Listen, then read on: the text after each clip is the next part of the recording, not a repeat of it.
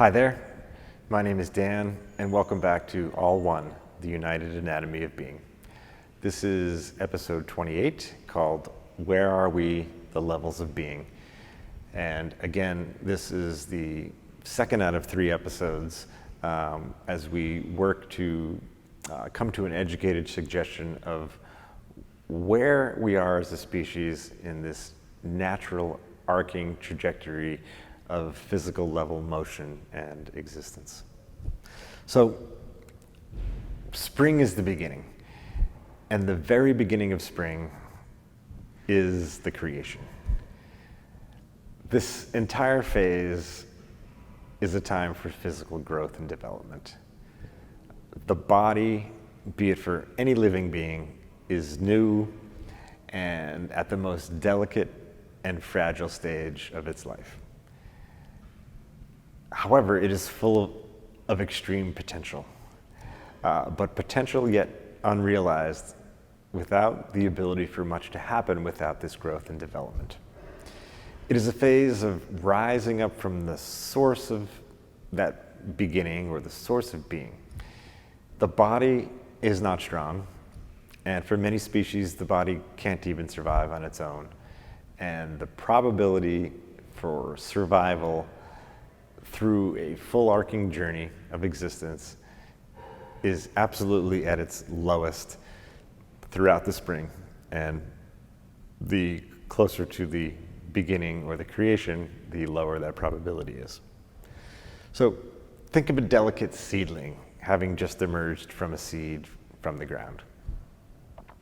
Think of a newborn or infant life for any animal, be it a fish, insects, reptiles, birds, amphibians, or mammals. For some of these less complex life forms, hundreds or thousands of eggs may be laid, with only a small percentage able to survive because the species has not evolved to the complexity of directly caring for their young. For more complicated life forms, fewer offspring are born, but there is much more dedicated care required to raise and foster the young through the growth and development required to get them to the point of improved probability for successful and self-sufficient survival. And while never exact in timing, each season is roughly or generally 1/4 of a full journey. In humans with the largest brains and perhaps the highest capacity for individual consciousness compared to other animal species, the spring is quite long, but still represents roughly 1/4 of life. Our spring is not proportionally longer than any other animals because their springtimes also represent roughly 1/4 of their life, even if they may leave the care of their parents and are self-sufficient slightly before adolescence or the springtime is over. Again, this varies depending on really the complexity of the species. But it's really just that human lifespans are much longer than most other animals. And long, long ago, when our species was still dominantly existing on the physical level with little or yet no development of the mind, or very early development of the mind, the spring season was right up until puberty, or the general completion of physical development to the point of some self-sufficiency, often delineated by puberty. And could have been at very early times, even a little slightly earlier than the completion of puberty. But then again, back then, life expectancy was much, much lower, and the spring of human life still represented roughly 1/4 of the whole. Long, long ago, humans lived to only, 30 or 40 years old, and that springtime might have been only about 10 years. Of course, we kept developing, and as another example, now that our species has moved through the physically dominant level of our journey, including the development of a unique physical brain that helped enable a transition to this mind-dominated level of our journey, further complexity of living and the required development for self-sufficiency has extended right along with the extension of our life expectancy. So, for example, a century ago, children became adults in their mid-teens. They went out to work. They, sometimes left their parents for good. And life expectancy was roughly 60 years old. Over the past, let's say many decades, human parents have generally cared for their children through high school and even through college, or roughly through the late teens or very early 20s. And life expectancy was roughly 70 to 80 years old. It is also important to note here that lifespan, of course, varies geographically,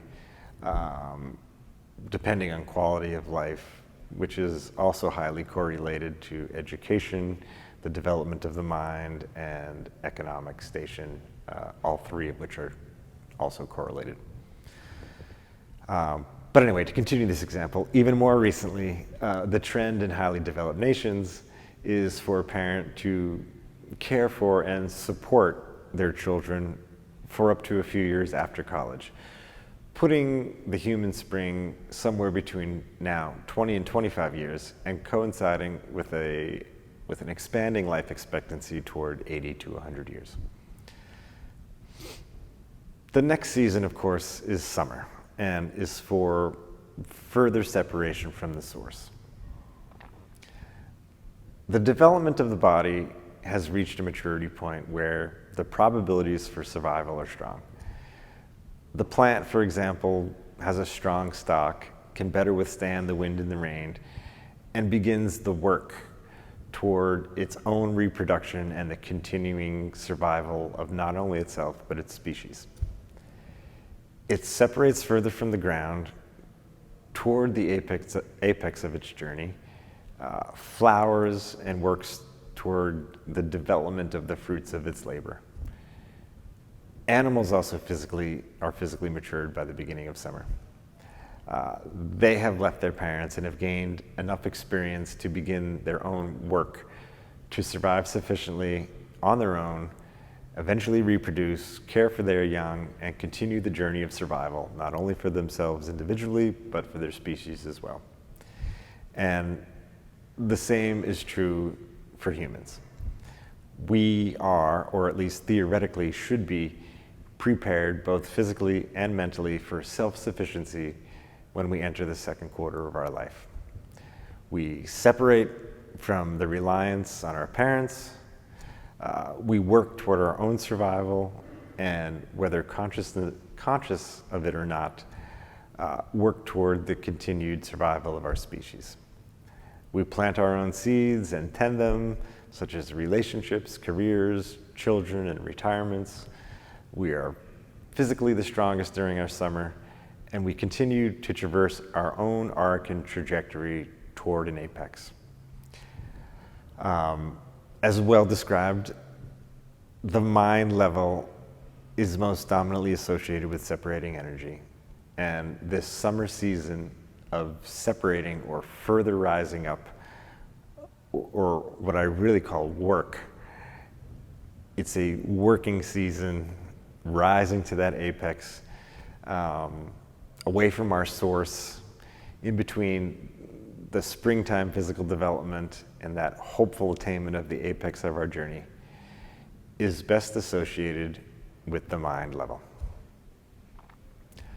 Once the apex is attained, life begins the journey of descent, or falling and slowly returning back to the source from which it came.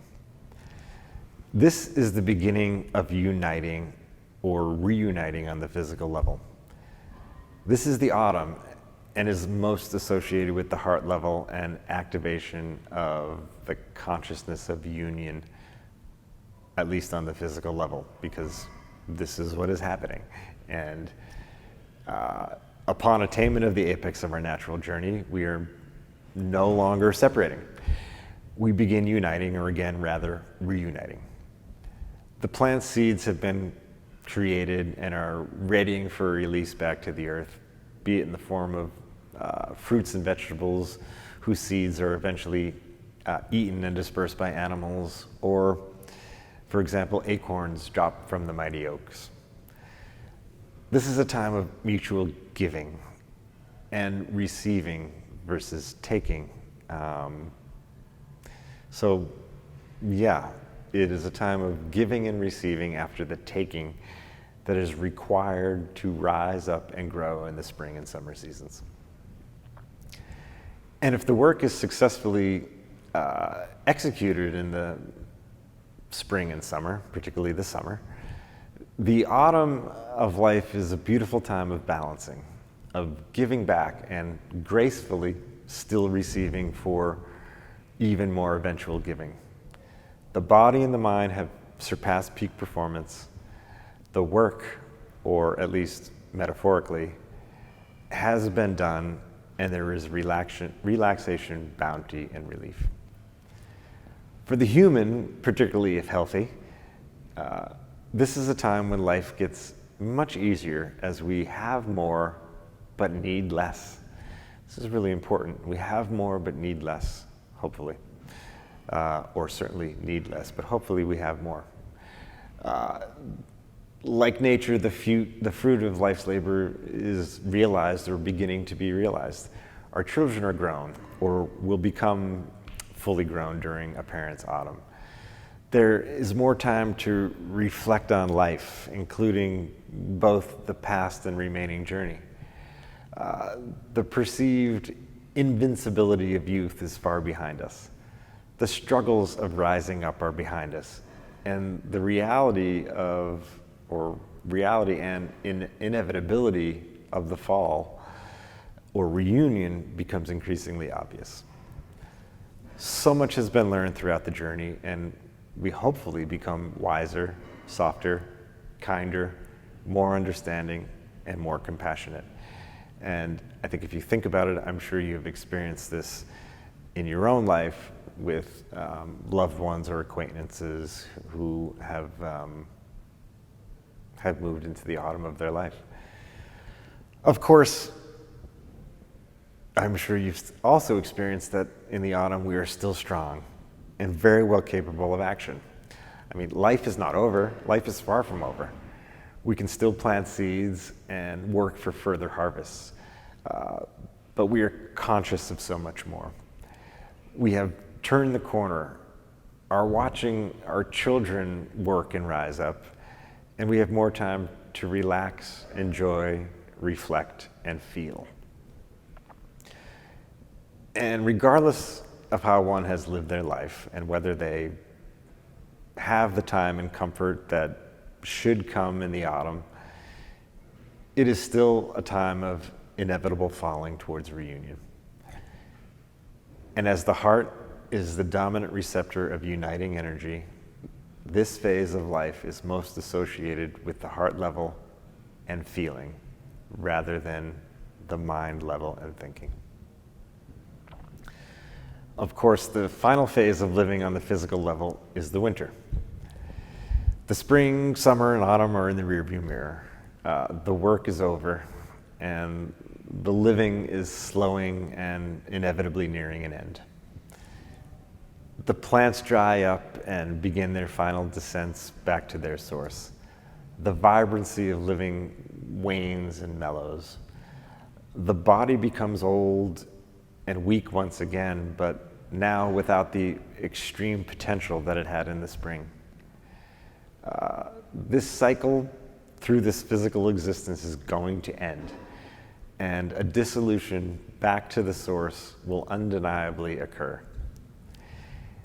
And in context of the phases of existence on the physical level, this is the phase of the soul where life is getting closer and closer to returning from the physical back to the non-physical from which it came. So, what does all this mean? I mean, the question is, so where are we? And this is still not quite enough information to make an educated suggestion of where we are. But remember, please, that the phases within a cycle exist for every type of cycle. So segmenting the cycle of our physical existence in context to something we are so consciously aware of, like the seasons and the levels of being of which we may just be becoming conscious, is a great start to answering this question. Also remember that this question is not about where we are individually, because that can only be answered individually. This is the more general question of where we are as a species in the journey of our own physical existence. And we're going to explore this a little more and come to an educated suggestion in the next episode, and also demonstrate how, even though life seems so complex and sometimes so crazy, where we are heading is ultimately optimistic. So thank you very much for joining me, and I hope to see you in the next episode.